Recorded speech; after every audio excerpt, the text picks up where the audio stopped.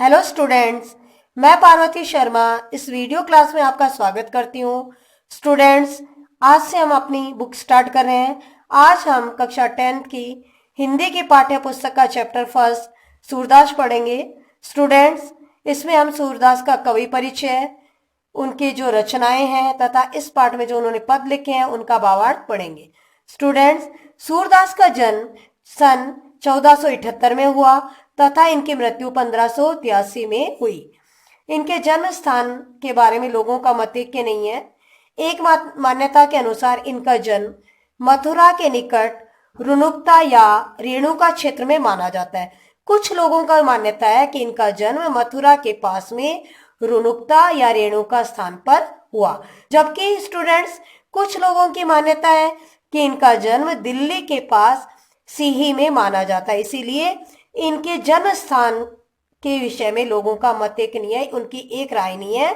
कुछ तो उनका जन्म मथुरा के निकट रुनुक्ता या रेणुका क्षेत्र में मानते हैं और कुछ लोग हैं जो इनका जन्म दिल्ली के पास सीही में मानते हैं। स्टूडेंट्स, सूरदास जी मथुरा और वृंदावन के पास गऊ घाट पर रहते थे, यानी मथुरा और वृंदावन के पास बीच में बॉर्डर में एक गऊ घाट है, वहां पर ये रहते थे और ये मंदिर में भजन कीर्तन किया करते थे। स्टूडेंट्स, ये कृष्ण भक्त कवि थे और ये जन्म से ही अंधे थे।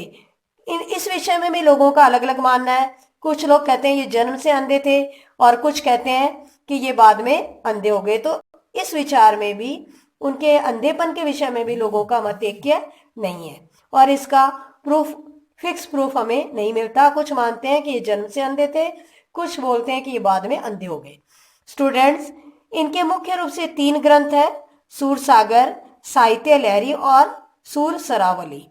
इन सब में से सूरसागर सर्वाधिक प्रसिद्ध हुआ। स्टूडेंट्स, तो जो इनका पहला ग्रंथ है सूरसागर, यह भगवान श्री कृष्ण की लीला पर आधारित है। यानी इनके जो मेन ग्रंथ है सूरसागर, साहित्य लहरी और सूर सरावली, इनमें सूरसागर सबसे अधिक लोकप्रिय हुआ। तो स्टूडेंट्स, सूरसागर भगवान श्री कृष्ण की लीलाओं पर आधारित है। इसमें भ्रमर गीत व कृष्ण का बाल वर्णन है, यानी कृष्ण के बचपन की अवस्था का वर्णन इसमें सूरदास जी ने किया है। दूसरा इनका जो ग्रंथ है स्टूडेंट्स सूर सरावली, इसमें वल्लभाचार्य के पुष्टि मार्ग के पद संकलित है। तीसरा ग्रंथ है स्टूडेंट्स साहित्य लहरी, इसमें कूटपद शैली में रचित 108 पद संकलित है। स्टूडेंट्स, जैसा कि आपको मैंने बताया कि इनका निधन सन 1583 में हुआ और वो स्थान कौन सा था? पारतोली। सूरदास जी ने 1.25 लाख पदों की रचना की। ये पद श्रीमद् भागवत पर आधारित है, यानी स्टूडेंट्स सूरदास जी ने कुल 1.25 लाख पदों की रचना की और ये पद किस पर आधारित है? श्रीमद् भागवत पर। इनकी भाषा स्टूडेंट ब्रजभाषा थी और ये वात्सल्य व श्रृंगार रस के सम्राट माने जाते थे। यानी इनकी जो मेन भाषा थी, इनकी पदों की रचना किस भाषा में हुई? ब्रजभाषा में, और इन्हें वात्सल्य और श्रृंगार रस का सम्राट माना जाता है।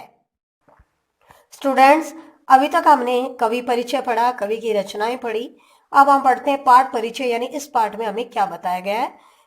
इस पाठ के पद स्टूडेंट्स भ्रमर गीत पद से संकलित है या भ्रमर गीत से लिए गए हैं। प्रथम पद में कृष्ण राधा से उसका परिचय पूछ रहे हैं, यानी कृष्ण राधा से पूछते हैं कि तुम कौन हो, किसकी बेटी हो, कहाँ रहती हो, पहले तो तुम्हें कहीं नहीं देखा मैंने ब्रज की गलियों में। तो प्रथम जो पद है उसमें कृष्ण राधा से उसका परिचय पूछ रहे हैं। दूसरे पद में गोपियां कृष्ण को चोर बताते हुए उद्धव के समक्ष अपनी विरह व्यथा व्यक्त कर रही है। यानी जो दूसरा पद है उसमें गोपियां कृष्ण को चोर बताते हुए उद्धव के समक्ष अपनी जो विरह व्यथा है कृष्ण के से बिछुड़ने के बाद उनकी जो क्या अवस्था है उसके बारे में बता रही है स्टूडेंट्स। और तीसरे पद में गोपियों ने उद्धव को कृष्ण को भेजे हुए संदेशों के विषय में बताया कि गोपियां उद्धव को बता रही है कि हमने कृष्ण को कितने संदेश भेजे, लेकिन एक का भी जवाब नहीं आया। तथा जो अंतिम पद है उसमें गोपियां कृष्ण के प्रति अपने दृढ़ प्रेम को सिद्ध कर रही है, यानी वह कृष्ण से कितना प्रेम करती है उसे वह सिद्ध कर रही है।